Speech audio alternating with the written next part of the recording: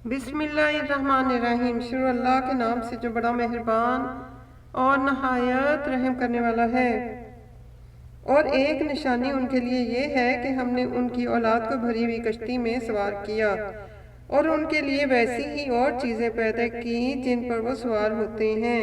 और अगर हम चाहें तो उनको गर्क कर दें, फिर ना तो उनका कोई फरियाद रस हो और ना उनको रहाई मिले, मगर ये हमारी रहमत और एक मुद्दत तक के फ़ायदे हैं। और जब उनसे कहा जाता है कि जो तुम्हारे आगे है और जो तुम्हारे पीछे है उससे डरो ताकि तुम पर रहम किया जाए, और उनके पास उनके परवरदिगार की तरफ से कोई निशानी नहीं आई मगर उससे मुंह फेर लेते हैं।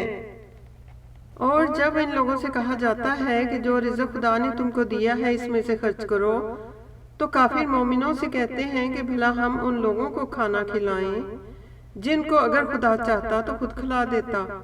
तुम तो सरी गलती में हो। और कहते हैं कि अगर तुम सच कहते हो तो ये वादा कब पूरा होगा।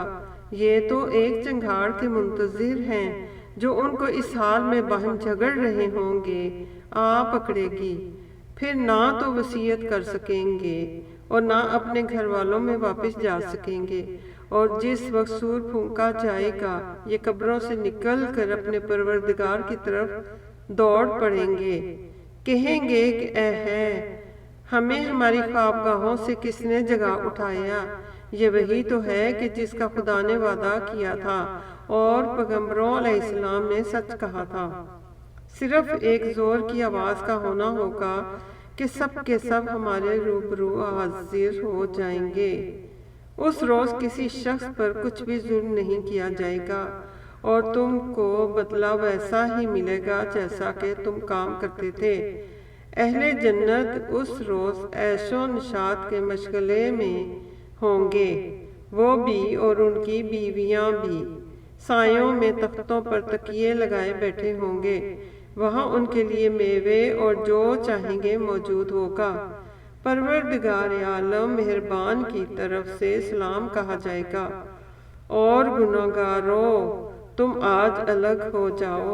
ए आदम अलैहिस्सलाम की औलाद, हमने तुमसे कह नहीं दिया था कि शैतान को ना पूजना, वो तुम्हारा खुला दुश्मन है, और ये कि मेरी ही इबादत करना यही सीधा रास्ता है।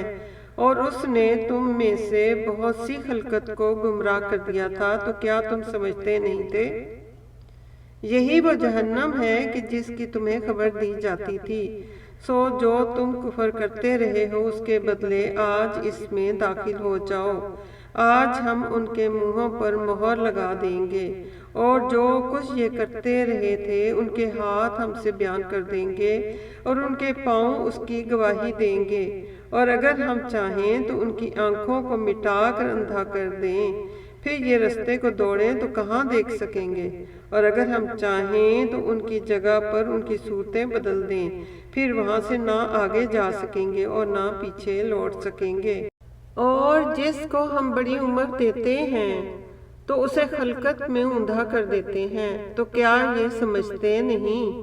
और हमने उन पैगंबर सल्लल्लाहु अलैहि वसल्लम को शेर गोई नहीं सिखाई और ना वो उनको शायान है। ये तो महज नसीहत और साफ साफ हिकमत भरा कुरान है, ताकि उस शख्स को जो जिंदा हो हदायत का रास्ता दिखाए और काफिरों पर बात पूरी हो जाए।